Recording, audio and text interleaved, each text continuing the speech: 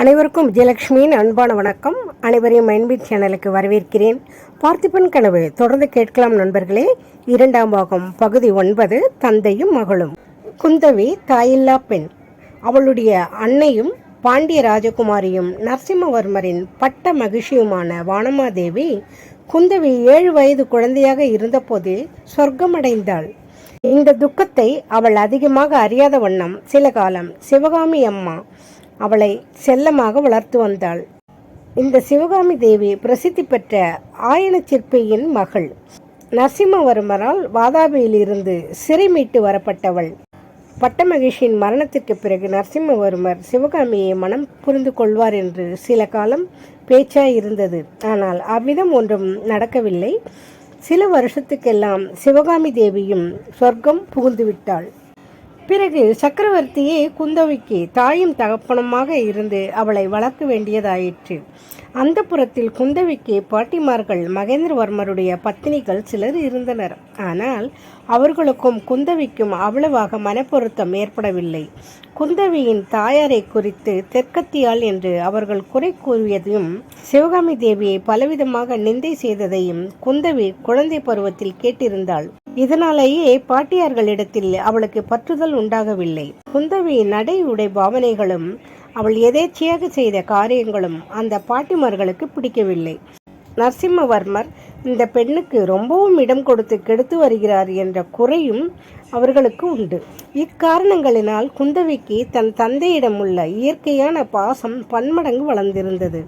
அப்பாவுடன் இருக்கும்போதுதான் அவளுக்கு குதூகலம், அவருடன் வார்த்தையாடுவதில்தான் அவளுக்கு உற்சாகம், அவருடன் சண்டை பிடிப்பதில்தான் அவளுக்கு ஆனந்தம். ராஜரீக காரியங்களுக்காக வெளியூர்களுக்கு போயிருந்தால் அவளுக்கு ஒரு நாள் போவது ஒரு யுகம் போவது போல் இருக்கும். சக்கரவர்த்திக்கோ என்றால் ஏன் அவருடைய பிராணனே குந்தவியாக உருக்கொண்டு வெளியில் நடமாடுகிறது என்று கருதும்படி இருந்தது. அவருடைய விசால இருதயமானது ஒரே ஒரு காரணத்தினால் பல ஆண்டு காலம் வறண்டு பசையற்று பாலைவனமாய் இருந்தது. அப்படிப்பட்ட இருதயத்தில் மீண்டும் குந்தவியின் காரணமாக அன்பு தளிர்த்து ஆனந்தம் பொங்க தொடங்கியது. குந்தவியின் ஒவ்வொரு சொல்லும் செயலும் நோக்கும் சமிக்ஞையும் சக்கரவர்த்திக்கு புலங்காங்கிதம் உண்டாக்கின. தந்தையின் வரவை எதிர்நோக்கி குந்தவி தேவி அரண்மனை உப்பரிகையில் நிலமாடத்தில் உட்கார்ந்திருந்தாள். பௌர்ணமிக்கு பிறகு 3 நாள் ஆகியிருக்கலாம். கிழக்கு அடிவாரத்தில் வரிசையாக உயர்ந்திருந்த பனைமரங்களுக்கு நடுவில் சிறிது குறைந்த சந்திரன் இரத்த சிவப்பு ஒளியுடன் உதயமாகி கொண்டிருந்தான்.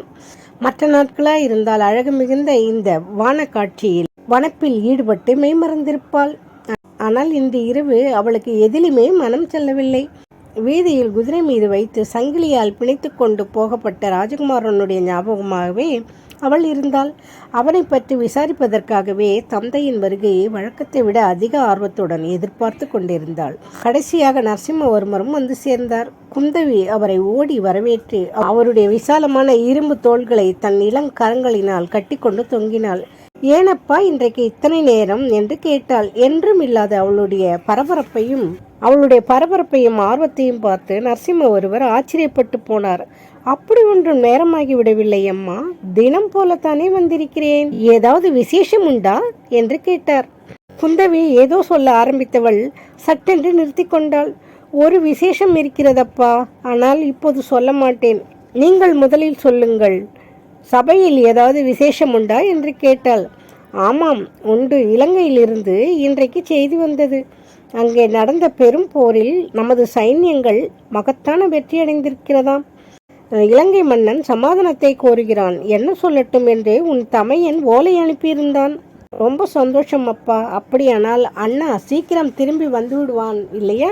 கொஞ்ச காலம் கழித்துதான் வருவான். மதுரையில் உன் மாமாவுக்கு கொஞ்ச நாளாக தேக அசௌகரியமாய் இருக்கிறதாம். அங்கே போய் கொஞ்ச காலம் இருந்துவிட்டு வர சொல்லியிருக்கிறேன். நீயும் வேணுமானால் மதுரைக்கு போய் வருகிறாயா குழந்தாய்? உன் மாமா உன்னை பார்க்க வேண்டுமென்று எவ்வளவோ ஆசைப்படுகிறாராம். அதெல்லாம் முடியாது, நான் உங்களை விட்டு போக மாட்டேன். இருக்கட்டும், இன்னும் ஏதாவது விசேஷம் உண்டா அப்பா? உண்டு, சோழ நாட்டில் என்றதும் குந்தவியின் உடம்பில் படபடப்பு உண்டாயிற்று. இதை பார்த்த சக்கரவர்த்தி மிகவும் வேப்படைந்தவராய், என்ன குந்தவை, உனக்கு என்ன உடம்பு என்று கேட்டார். ஒன்றுமில்லையப்பா, சோழ நாட்டில் என்ன விசேஷம் சொல்லுங்கள் என்றாள் குந்தவி. சோழ நாட்டில் காழி என்னும் ஊரில் ஒரு இளம்பிள்ளை தெய்வ சாநித்தியம் பெற்று மகா ஞானியாய் விளங்குகிறானாம். சிவபெருமான் பேரில் தீந்தமிழ் பாடல்களை தேனிசையாக பொழிகிறாராம். தீராத வியாதிகள் எல்லாம் அவர் கையினால் திருநூறு வாங்கி இட்டு கொண்டால் தீர்ந்து விடுகிறதாம். ஞான சம்பந்தர் என்று பெயராம். நன்றாய் இருக்கிறது போங்கள். யமனுக்கு அப்படி ஒரு விரோதி கிளம்பி இருக்கிறாரா? அந்த பிள்ளை திருநீறு கொடுத்து வியாதிகள் எல்லாவற்றையும் தீர்த்து கொண்டு போனால் யமலோகம் அல்லவா சூன்யப்பட்டு போய்விடும். நீங்களும் தான் இப்போதெல்லாம் யுத்தம் செய்வதையே நிறுத்திவிட்டீர்களே என்றாள் குந்தவி. எல்லாம் உன்னால் தானே. நீ என் கழுத்தை கட்டி கொண்டு விடமாட்டேன் என்றால் நான் யுத்தத்துக்கு போவது எப்படி? உன்னை வேறொருவன் கையில் கட்டிவிட்டால் அப்புறம் அவன் பாடு அதோகதிதான். அது கிடக்கட்டும். அப்பா, இன்றைக்கு வேறு விசேஷம் ஒன்றுமில்லையா என்றாள் குந்தவி. ஆமாம், இன்னும் ஒரே ஒரு விசேஷம் இருக்கிறது. மாமல்லைக்கு நாம் போயிருந்த போது உறையூரிலிருந்து ஒரு தூதன் வந்தானே, ஞாபகம் இருக்கிறதா? நீ கூட விஷயத்தை கேட்டுவிட்டு அந்த சோழ ராஜகுமாரனை நன்றாய் தண்டிக்க வேண்டும் என்று சொன்னாயே. அவனை சிறைப்பிடித்து இன்றைக்கே கொண்டு வந்து சேர்த்தார்கள். அப்பா, அவனை சங்கிலியால் கட்டி குதிரை மேல் வைத்து கொண்டு வந்தார்களா என்று குந்தவி கேட்டாள். ஆமாம், உனக்கு எப்படி தெரிந்தது என்றார் சக்கரவர்த்தி. மத்தியானம் நான் கோயிலுக்கு போய் கொண்டிருந்த போது வீதியில் பார்த்தேன். குந்தவியிடம் வழக்கமில்லாத படபடப்பு அன்று ஏற்பட்டிருந்ததின் காரணத்தை நரசிம்மவர்மர் அப்போது தெரிந்து கொண்டார். ஒருவேளை அவனாகத்தான் இருக்கும். அது போகட்டும் குழந்தாய், நமது அப்பர் பெருமானின் பதிகம் ஒன்றை பாடு பார்க்கலாம் என்றார் சக்கரவர்த்தி. அப்பா, அந்த ராஜகுமாரனை ராத்திரி எங்கே வைத்திருப்பார்கள் என்று குந்தவி கேட்டாள். வேறு எங்கே வைத்திருப்பார்கள்? காராகிரகத்தில் வைத்திருப்பார்கள். ஐயோ, என்ன குழந்தாய், எதை கண்டு பயப்படுகிறாய் என்று நரசிம்ம ஒருவர் தூக்கி வாரி போட்டார் போல் எழுந்து நாலுபுறமும் பார்த்தார். குந்தவி அவரை கீழே அமர்த்தி, ஒன்றுமில்லையப்பா, காராகிரகத்திலிருந்து அந்த ராஜகுமாரன் தப்பித்து கொண்டு போய்விட்டால் என்ன செய்கிறது என்று பயந்தேன் என்றாள். அந்த மாதிரியெல்லாம் பயப்படாதே. பல்லவ ராஜ்ய அதிகாரம் இன்னும் அவ்வளவு கேவலமாக போய்விடவில்லை. விக்கிரமன் தப்ப முயன்றானால் அந்த க்ஷணமே பல்லவ வீரர்களின் 12 ஈட்டி முனைகள் அவன் மீது ஏக காலத்தில் பாய்ந்துவிடும் என்று சொன்னார். இந்த கடூரமான வார்த்தைகளை கேட்டு குந்தவியின் உடம்பு இன்னும் அதிகமாக பதறிற்று. அப்பா, நான் ஒன்று சொல்கிறேன், கேட்கிறீர்களா என்றாள் குந்தவி. நான் கேட்காவிட்டால் நீ என்னை விடத்தான் போகிறாயா என்றார் சக்கரவர்த்தி. அந்த ராஜகுமாரனுடைய முகத்தை பார்த்தால் அப்படி ஒன்றும் பொல்லாதவனாக தோன்றவில்லை அப்பா. யாரோ தூண்டிவிட்டுதான் யாரோ துஷ்ட மனிதர்கள் அவனுக்கு துர்போதனைகள் செய்து இப்படி அவனை உங்களுக்கு விரோதமாக கிளப்பி விட்டிருக்க வேண்டும். நீ சொல்வது ரொம்ப வாஸ்தவம். நான் கூட அவ்வாறுதான் கேள்விப்பட்டேன். யாரோ ஒரு சிவனடியார் அடிக்கடி இந்த விக்கிரமனையும் அவனுடைய தாயாரையும் போய் பார்ப்பதுண்டாம். அந்த வேஷதாரிதான் விக்கிரமனை இப்படி செய்திருக்க வேண்டும் என்று தகவல் கிடைத்திருக்கிறது. பார்த்தீர்களா, நான் எண்ணியது சரியாய் போயிற்று. உறையூரில் என்னதான் நடந்ததாம்? பெரிய சண்டை நடந்ததோ? ரொம்ப பேர் செத்து போனார்களோ? பெரிய சண்டையும் இல்லை, சின்ன சண்டையும் இல்லை. இந்த அசட்டு பிள்ளை ஏமாந்து அகப்பட்டு கொண்டதுதான் லாபம். மாரப்ப பூபதி என்று இவனுக்கு ஒரு சித்தப்பா இருக்கிறான். அவன் பெரிய படைகளை திரட்டி கொண்டு வருகிறேன் என்று இந்த பிள்ளையிடம் ஆசை காட்டியிருக்கிறான். அவன் அன்றைக்கு கிட்டவே வரவே இல்லை. அதோடு நமது தளபதி அச்சுதவர்மரிடம் சமாச்சாரத்தையும் தெரியப்படுத்திவிட்டான். அன்று பல்லவ வீரர்கள் ஆர்வமாய் இருந்தார்கள். வெளியூர்களில் இருந்து ஒரு சில ஜனங்கள் ஊருக்கு வெளியிலேயே வளைத்து கொண்டு விரட்டிவிட்டார்கள். விக்கிரமனோடு கடைசியில் சேர்ந்தவர்கள் ஒரு கிழக்கொல்லனும் ஒரு படகோட்டியும் இன்னும் 4-5 பேரும் தான். கிழவன் அங்கேயே செத்து விழுந்து விட்டான். மற்றவர்களை எல்லாம் சிறைப்படுத்தி விக்கிரமனை மட்டும் என் கட்டளைப்படி இங்கே அனுப்பினார்கள். ஐயோ பாவம் என்றாள் குந்தவி. எதற்காக பரிதாபப்படுகிறாய் அம்மா? ராஜ துரோகம் ஜெயிக்கவில்லையே என்று பரிதாபப்படுகிறாயா? இல்லை இல்லை, இந்த ராஜகுமாரன் இப்படி ஏமாந்து போய்விட்டானே என்றுதான். ஆமாம் அப்பா, இந்த மாதிரி நடக்கப் போகிறதென்று உங்களுக்கு முன்னாலேயே தெரிந்திருக்கிறதே. அது எப்படி? என்னிடத்தில் தான் மந்திர சக்தி இருக்கிறது என்று உனக்கு தெரியுமே. ஆமாம் அப்பா, ஆமாம். அப்பர் பெருமானின் பதிகம் பாடப்போகிறாயா இல்லையா என்று மீண்டும் சக்கரவர்த்தி கேட்டு பேச்சை மாற்ற முயன்றார். அப்பா, எனக்கு ஒன்று தோன்றுகிறது. இந்த தடவை மட்டும் அந்த ராஜகுமாரனை நீங்கள் மன்னித்து விட்டால். என்ன சொன்னாய் குந்தவை? பெண் புத்தி என்பது கடைசியில் சரியாய் போய்விட்டதே.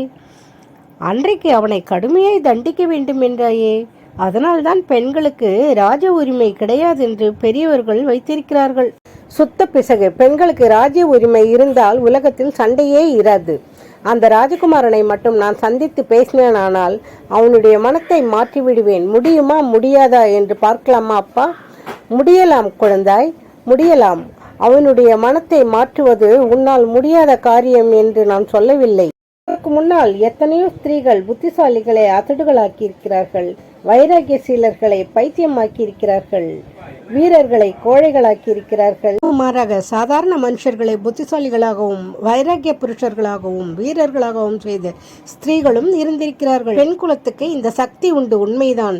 நீ நினைத்தாயானால் விக்கிரமனை சுதந்திரம் என்ற பேச்சையே மறந்துவிடும்படி செய்துவிடலாம். ஆனால் உன்னுடைய சாமர்த்தியத்தை நீ கொஞ்சம் முன்னாலேயே காட்டியிருக்க வேண்டும். அவன் குற்றம் செய்வதற்கு முன் உன் பிரயத்தனத்தை செய்திருக்க வேண்டும். இனிமேல் பிரயோஜனம் இல்லை அம்மா. குற்றவாளியை தண்டித்தே ஆக வேண்டும். இன்றைக்கு விக்கிரமனை சும்மா விட்டுவிட்டால் நாளைக்கு ஒவ்வொரு ஊரிலும் ஒவ்வொருவர் கலகம் செய்ய கிளம்புவார்கள். அப்புறம் ராஜ்யம் போகிற வழி என்ன?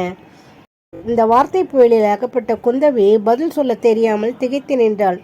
சற்று நேரம் பொறுத்து, அப்பா, அவனுக்கு என்ன தண்டனை விதித்திருக்கிறீர்கள் என்று கேட்டாள். இப்போது சொல்ல முடியாது குந்தவி. நாளைக்கு தர்மாசனத்தில் உட்கார்ந்து விசாரணை செய்யும் பொழுது என்ன தண்டனை நியாயம் என்று தோன்றுகிறதோ அதைத்தான் அளிப்பேன். நியாயத்திலிருந்து ஒரு அணுவளவேனும் தவறினார்கள் என்ற அவச்சொல் இதுவரையில் பல்லவ வம்சத்துக்கு ஏற்பட்டதில்லை, இனிமேலும் ஏற்படாது என்றார் சக்கரவர்த்தி. விக்கிரமனுக்கு பல்லவ சக்கரவர்த்தி என்ன தண்டனை அளிக்கப் போகிறார்? தொடர்ந்து கேட்கலாம் நண்பர்களே. மீண்டும் அடுத்த நிகழ்ச்சியில் சந்திப்போம். நன்றி, வணக்கம்.